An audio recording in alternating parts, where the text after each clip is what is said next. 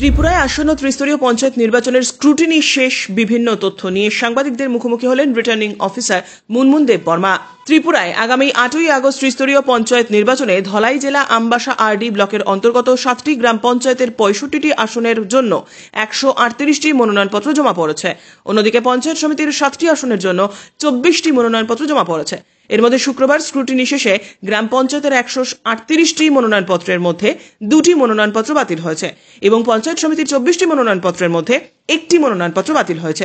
Scrutiny শেষে সংবাদ মাধ্যমের মুখোমুখি হয়ে এমনই তথ্য জানালেন আমবাসা আরডি ব্লকের বিডিও তথা returning officer Munmun Debbarma. Nomination 18 তারিখ শেষ হয়ে গেছিল, তো তার মধ্যে আমাদের টোটাল পঞ্চায়েত আছে 7টা, আর 7টা জিপির মধ্যে 65 সিটস আছে, আর পঞ্চায়েত সমিতির টোটাল সিট আছে আমার 9টা।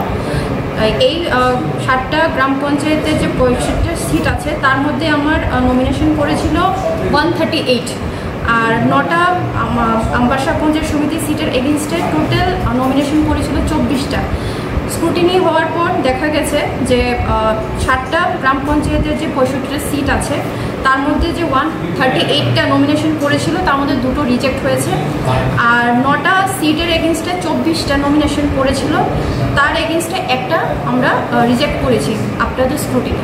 তো এখন সর্বমোট আমরা যদি দেখি তাহলে আমাদের 138-এর মধ্যে আমাদের 2টো গেলে 136 অ্যান্ড 24টা নমিনেশন করেছিল, তো একটা রিজেক্ট হয়ে এবং 23 হয়ে যাচ্ছে।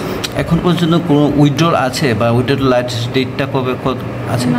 এখন তো আমাদের জাস্ট কন্টেস্টিং ক্যান্ডিডেটের যে লিস্টটা ফাইনাল হয়েছে after the scrutiny. Last date for withdrawal হচ্ছে 22 তারিখ 3টা অবধি।